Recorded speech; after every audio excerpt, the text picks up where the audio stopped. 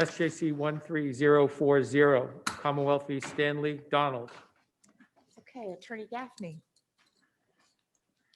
Thank you, Your Honor. Good morning, Your Honors. My name is Edward Gaffney, and I represent the defendant, Stanley Donald. Mr. Donald is here this morning before the court on the issue of whether the lower court erred in denying his motion under Chapter 278A for testing of blood stains found on the cement floor of the parking garage of the apartment complex where the victim lived in this case. Hey, counsel, before you get into your argument on that, can you just address for me the status of the motion, the piece of the motion regarding the rape kit forms or the forms that he was looking for, the rape kit paper? Do you know what I mean? Yes.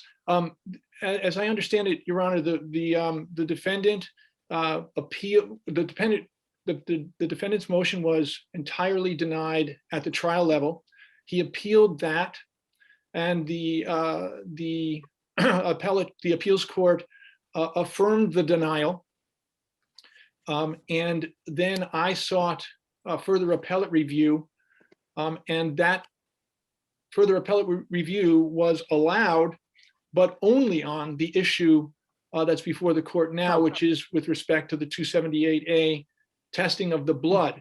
So as far as the rape kit and all of that other stuff, that has been, as I understand it, it's been denied by the trial court, and that denial was affirmed by the appeals court.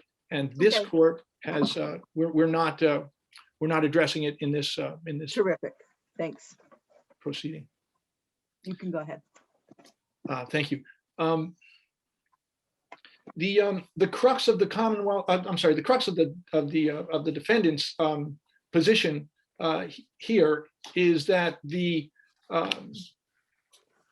lower court erred because the defendant has, under 278A, has presented sufficient information to establish that a test of the blood on the garage floor would have the potential to generate evidence that the crime did not occur.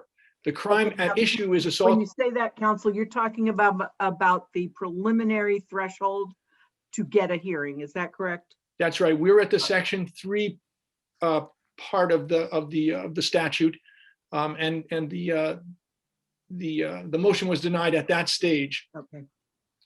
The crime at issue is assault and battery by means of a dangerous weapon. That is the cement floor of the parking garage. The trial evidence was that the defendant tackled the victim, smashed her face into the floor, breaking her nose, and then she bled profusely onto the floor of the garage. All right. I have a factual question. I'm sorry, Justice Gaziano, go ahead. No, please continue. Justice I was just rereading the facts this morning, and there was a notation somewhere that the napkin that was found in the yard was saturated with her blood. That's right. Was that tested, or was that just an assumption that that was her blood in the yard? There was no, the only tests that were done on the blood, as I remember, if I remember right, was a test to establish that it was human blood, and that test was done on the blood on the floor of the garage. I don't Okay, so the napkin, but you're not disputing the napkin, you're not looking for testing of the napkin, none of that's involved in this. It's set at this point, it's agreed that that napkin in the backyard had her blood on it. Well, it's, I wouldn't go so far as it's agreed to. I will certainly, I will certainly acknowledge that that's what the trial evidence was, and that's what the jury found. Okay.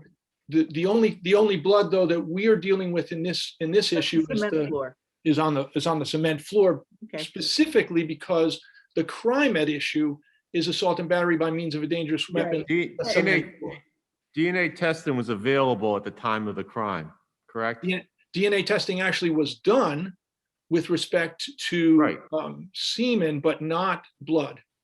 Right. So the question is under section 3B5, if a lawyer would not have gone into this, and given the nature of this assault, it seems to me that a reasonable defense attorney wouldn't get into this blood. Well, actually, the defendant did not, well, my argument and my So let me position, give you a hypothetical. So if you go to a crime scene and someone's been brutally shot to death and their blood splatter all over the place, nobody's going to test all the blood spatter on the wall and never mind blood spatter 60 versus blood spatter 39, correct? that's right, Your Honor. The statute And doesn't exist to say, let's go back. If there's any biological evidence whatsoever, we're going to give the defendant a crack at it. That's not the statute.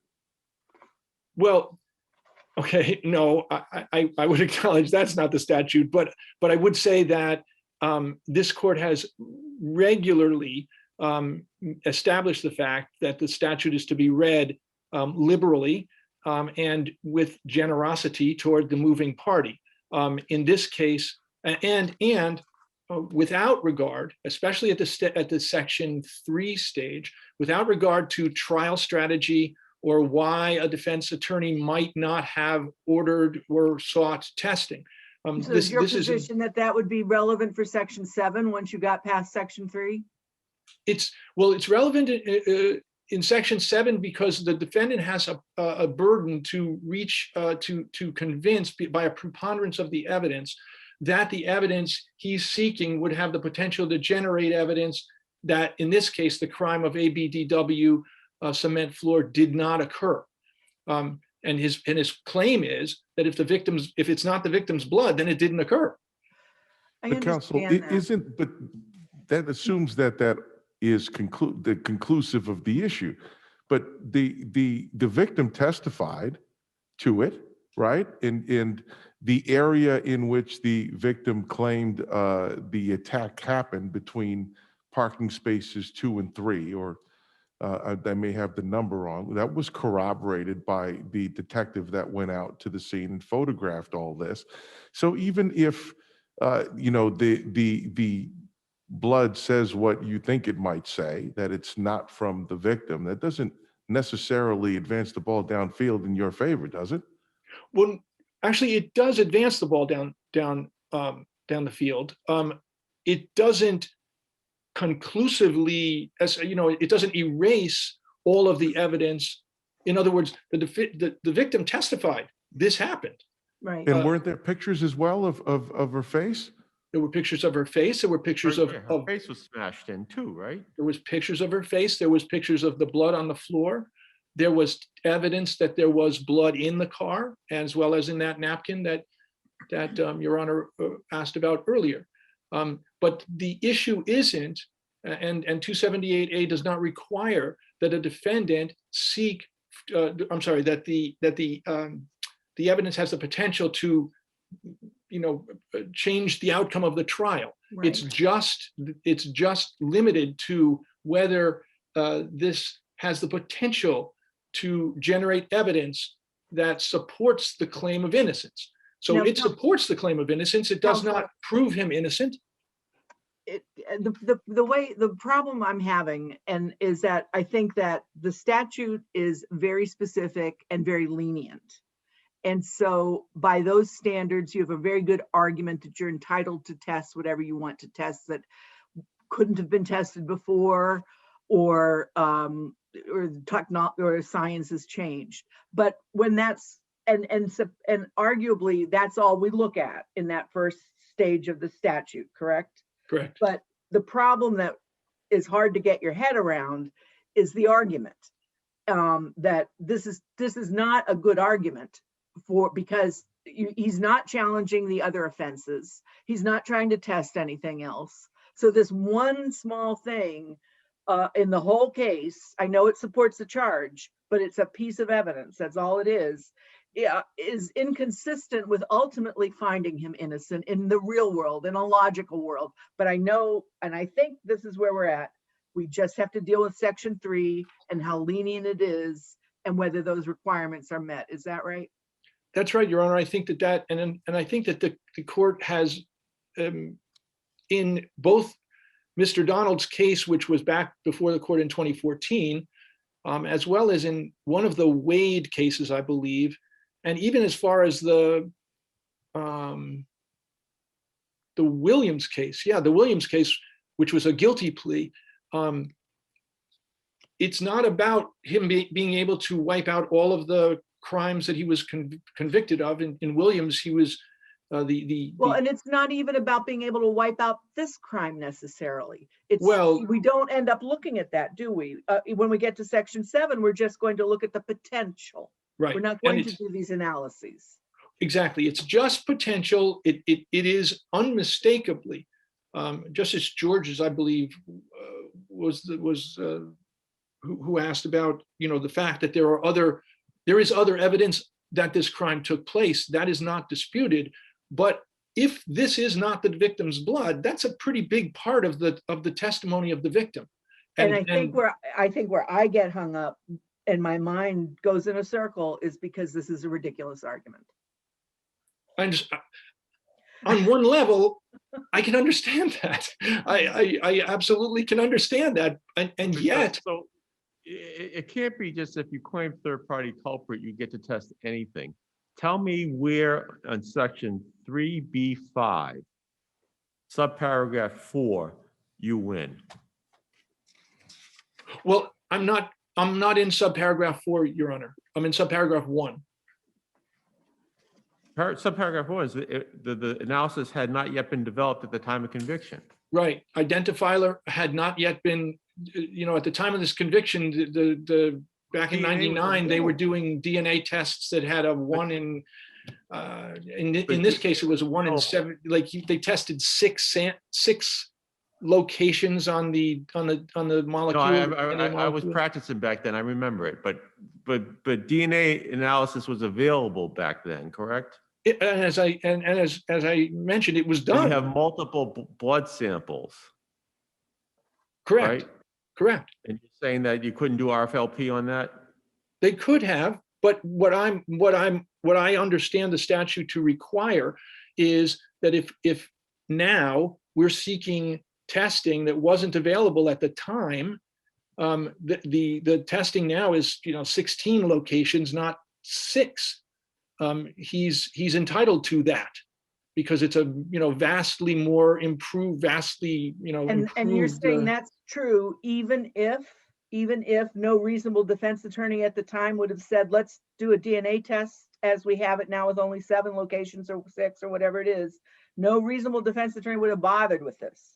I think that that's addressed directly in the Wade, the first of the, I think it's Wade 2. The court specifically says it's not about what the defense attorney was thinking, whether he strategically chose not to test. That's irrelevant with respect to this particular But it is statute. relevant whether he could have tested, as Justice Gaziano says, he could have tested. Yeah, well, no, if he could have tested, if he could have tested, but he chose not to for strategic reasons, it's not relevant to this conversation. Unless the claim is being made under subsection 4. If the claim is made under subsection 4, then you have to get into what would a reasonable attorney have done. But when you're dealing with, I'm confused a little bit by the question, your answer to Justice Gaziano and Cypher's question. So if the old test would have excluded, would have done 1 in 200 million people had this standard, and the new test would be 1 in a trillion, does that get you anywhere? I'm confused. What would the old test, you said, tested 7 locations, this tests 11. But if 7 locations was going to be incredibly damning, do you still get the test for 11? well, I think you do, Your Honor. In which case does that? Because that seems back to Justice Cypher's point that we're kind of fighting the ridiculous. So Understood. go ahead. Understood. If it's the first Donald case, Mr. Donald's case back in 2014, speaks specifically to this set of tests, which tested 6 locations. At that time, Mr. Donald was asking for a what's called a profiler co-filer test or something like that. Mhm. And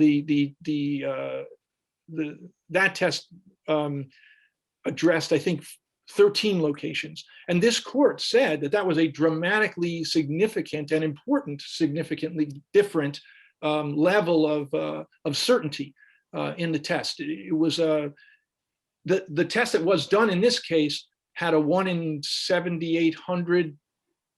I think that was the number. Now we're in the trillions and quadrillions. You know, it's way beyond where we were back then. So that's my position on that. That's my argument on that. That in fact this court has already addressed that specific argument. Can I ask you a hypothetical? We go back to a homicide in the year 2000. A victim shot. There's 30 bloodstains on a white wall, so you can see it clearly, right? No testing's done because no defense attorney is going to ask that the bloodstains that come from the victim be tested. A 278A motion's filed claiming there's a third-party culprit. Test those blood samples. It's going to show the third party did it. And you're saying that would satisfy 3B5? Actually, Your Honor, no, that's not what I'm saying. That third-party culprit argument has been rejected by this, actually by Justice Link, I think, in a single justice setting. But that argument, the third-party culprit argument, is not at play here. The argument that the defendant's making here is that if we test the blood and it's not the victim's blood, then ABDW cement floor is much less likely to have happened. It's not So that it's just happenstance that she happened to get her head bashed in a parking garage where someone else bled out? well, there's human blood on the floor. They found it. If it's hers, but if it's not hers, then That was her apartment garage for her building? yes, it was her apartment garage. It is what her testimony was. There's no question about I understand. these pieces of evidence. They are there. But as I argue, possibly ad nauseum. So if you change my hypothetical, instead of saying third-party culprit, the defendant now argues, I don't think she was actually shot there. Do you get the testing? I don't think she was actually shot there. No, Yeah. Your Honor, I Could don't have been think someone so. else in the apartment who got shot. I'm sorry, Do say you that get again, Your testing? Honor. It was You get the some, if the defendant is saying that someone else had been shot. Yeah, I'm calling to question that she was actually shot in the apartment. Do you get to test the blood then? Oh, I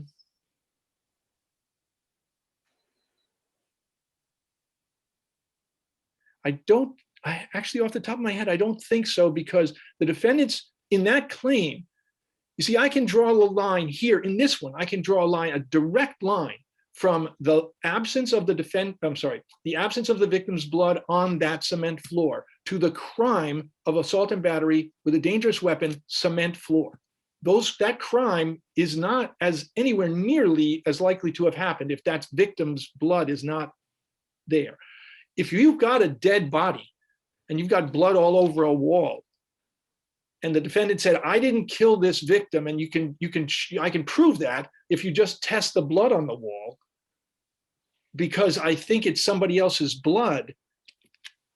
I don't think that reaches his, the homicide part of it. Here, I'm looking at the specific crime of ABDW cement floor.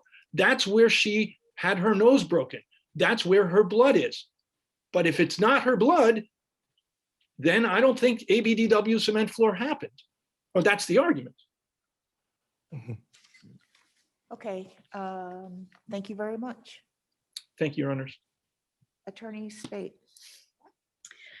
Good morning. May it please the court. Hallie White Spate, Assistant District Attorney for Middlesex on behalf of the Commonwealth.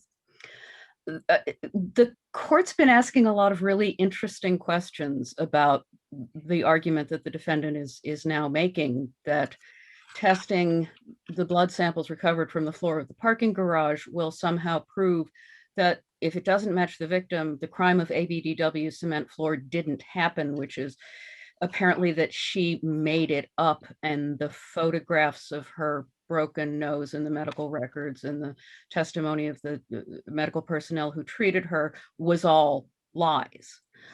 And I think, just as a side note, I think that the hypothetical about the blood on the wall where the murder took place is exactly on point. If the argument is test the blood, if it doesn't match the victim, that means the victim isn't really dead. Right, but counsel, isn't the argument that in the best light for the defendant that we're only at the preliminary stage here and he's made out the preliminary factors that have to be shown to get a hearing under Section 7? Well, and here's the real issue in this case, Justice Cipher. He hasn't, because this argument that this is a Williams type claim where he's seeking to prove not that a third party did the crime, but that no crime happened, was never raised in the Superior Court. It was Counsel, I not suggest before we Justice pass that Breeden. No, I'm argument not because sure it I would was- agree with that, This argument counsel. was raised, It wasn't was. it? It was raised in his brief on appeal. If His you look, motion, counsel, if you look at his 8th motion, second paragraph, I forget, it's either page 43 of your record appendix or 67. RA depending on how it's 67. numbered. 60, right. The second paragraph says is enough, I think, to say he's arguing the crime didn't occur. I don't think it is. I don't think that's a reasonable reading of this motion, where he says on page 67, the evidence, the material to whether the bloodstains belong to the defendant, the victim, or the man a witness saw with a limp at the time of the crime. He's Right. Now raising go to the next same- paragraph. Sorry? Go to the next paragraph. The next paragraph, even more, if the bloodstains do not match the victim, then the Commonwealth made a mistake by not testing the bloodstains, and then the forensic test results would be material evidence to establish Donald's innocence, since the Commonwealth represents that Donald body slammed victim onto the floor of the garage and face smashing into the concrete. Why isn't that enough? Because it doesn't establish that what he's really arguing is that the crime didn't occur. If you read the motion as a whole, you don't, I mean, even, and leaving aside the question of whether you just take this motion in isolation or whether you read it against the background of the arguments that he's been making for the past 20 years on this issue, which is a different question. But even if you read this motion as a whole, back on page 65 of the record appendix, where he says, he talks again about the man with the limp.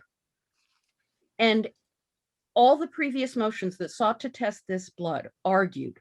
Do you have any arguments, if we disagree with you, that in fact, that paragraph that you just read out loud, which says specifically about testing the bloodstains and whether or not they match the victims, assuming that we read that literally and the defendant has preserved this argument and brought it forth expressly, do you have any arguments against the hearing at this preliminary stage? I think if this court wants to conclude that the motion judge should have read the defendant's mind and intuited what he really meant. No, can you just Which answer my is- question? My Yes, question is no, the I don't have, following. no, if that's you- your can you- conclusion, Can I ask my question, or are you not interested in hearing that? no, please, I'm sorry, I was, you were asking if it was appropriate to send it back for a hearing, if that's what you conclude. Is that the Right. If question? we read the paragraph that Justice Cipher had you read aloud and conclude that the defendant therefore has expressly preserved this argument, what is the Commonwealth's argument against having a hearing? No, if that's the conclusion you reach, then it should be sent back for a hearing. But I Okay, thank submit you. that conclusion is utterly inconsistent with the defendant's filings. And in the event we conclude you're correct, he still Then can he- file the motion again. Exactly. There's absolutely no harm to the defendant from requiring him to raise the issue with But what would sufficient be the clarity. harm? I mean, if we're looking at efficiency of judicial administration, why not just answer the question now? if it can arguably be interpreted in that motion? Because I think that sets a precedent where it reduces the level of clarity with which a defendant is required to raise an issue. I mean, the law is quite clear that a judge has to be able to know what the defendant is arguing, and where the defendant has been arguing consistently over multiple motions that the reason to test the blood is not that it proves the victim fabricated the assault, but that it belongs to the so-called the imaginary man with a limp, the supposed real perpetrator of the crime. That's what he's been saying consistently, including, and I don't think there is anything in this eighth motion that sufficiently distinguishes this as a new argument to allow a judge of ordinary intelligence to understand that that's what he's doing. He doesn't cite Williams. Williams was out when this motion was filed. He doesn't cite it. He doesn't say it proves the crime didn't occur. He doesn't say it proves she made it up. He doesn't, he in fact keeps up this argument about the man with the limp. And what is a judge considering this motion, particularly against the background of his previous motions, particularly where this one is captioned renewed motion? Right. For testing. Let's put that aside for a moment, because we all understand your position and the defendant's position on that. Can you address the argument about the availability of DNA testing? That's a difficult question, and it's been, I thought it was easier until we started talking about it today, because the first, not the first Donald case, but the first Donald 278A case back in 2014, settled, I thought, pretty clearly that where there is a material advance in the accuracy or the discrimination of a test, that satisfies 3B5 that the test was not available, or no, sorry, developed, not available. The statute says developed. I argued in that original Donald case that it in fact was developed because it was being used in other jurisdictions at the time of the defendant's crime. But that's irrelevant now because we've already gone 2 or 3 tests beyond what he wanted back then. So, you know, that is clear from this court's previous decisions that the material advance in accuracy is sufficient to satisfy that. But where the test was never done in the first place, not because there wasn't a test that was accurate enough, but because there was no reason to do it, I'm not sure how to respond to that.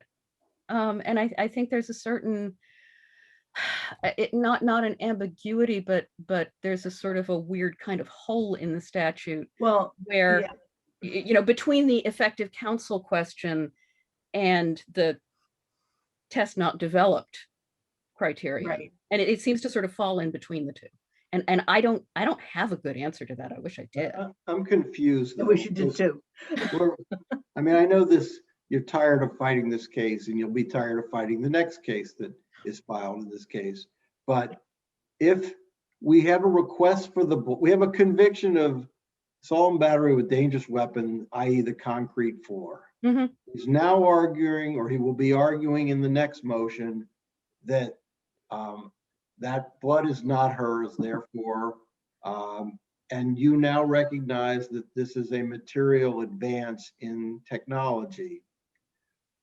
What are we supposed to do? Because we're just going to get this case 2 weeks from now. So what is the answer to, what is does Justice Gaziano raise a different point, that because you wouldn't have, because no self-respecting person would have tested it, we don't have to do it? But what is your view? Because if it's not here this time, it's going to be here 2 weeks from now. So. I understand that, and it is, and this court has always striven to read the statute expansively, but you know, at some point common sense does have to come into the analysis. And but it's not in the statute. There's no common sense in the statute, counsel. I would agree with that. But I get the purpose of the statute, because we have a specific conviction, that's what Mr. Gaffney is putting his Right. hat on at this point. Don't we just test does the Commonwealth just want the blood tested? Because it's going to be her blood, and then we can move on, or is that? That is an option. Right. that is an Then we option. then But- we won't have case 12 in this. We'll have something different, but it won't be that case, right? It is something that I think we would discuss in the office whether we should agree.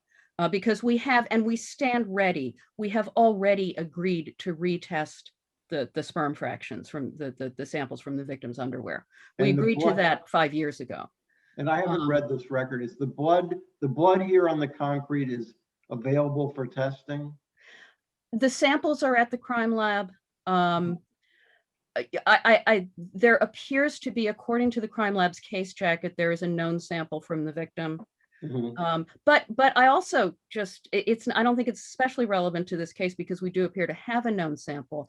But I think this court needs to think carefully before it speaks too cavalierly about just go ahead and do the Right. testing. No, Where we're well, talking that's- about that's compelling a something- Well, DNA that's sample. why I'm from a looking rape for a victim. principled reason why it's not done. Because I get a sense this is silly and absurd, but you're not giving us one. Well- Besides that it's silly. But don't I- we need one? I would just like to answer for answer you in one way, and that is that if they had to go to a victim now after so many years to get a sample, I think we're in a whole different case. I If they think have we the are. sample, And it's different. Is but- that what does the statute take into account the burden on the victim somewhere in the No. statute? Oh. Because then it may be a bad statute again, but we don't I get, think, yeah. I'm sorry. Yeah, no, I that- think, Go sorry. ahead. Mhm. I'm- Okay. I'm sorry, it's so hard on Zoom. The statute does provide, and I can't remember what section this is in, but there is a provision that a sample shall not be compelled from a victim without an express order from the judge. So there is at least that recognition that we need to tread carefully if we're talking about taking a sample from a Right, victim. but just in this case, it sounds like because there's so much evidence that he's guilty, and there's so much evidence related to the victim that's been tested, we're not going to have this problem, are we? I'm not sure I understand the question. We do have the victim's DNA right here. The crime lab case jacket lists a known sample from the victim. So I assume it is there. I assume it's been properly preserved, but stuff happens. And if that sample were not viable, then I think we are in a very different territory. I think, we don't lightly compel sticking a Q-tip into the mouth of a rape victim, and we should not. I totally agree with that, except you got to use a statute. You got to have a statutory, because we also don't want to convict innocent people. Also Now, true. So that's a whole different story here. No, I understand the problem.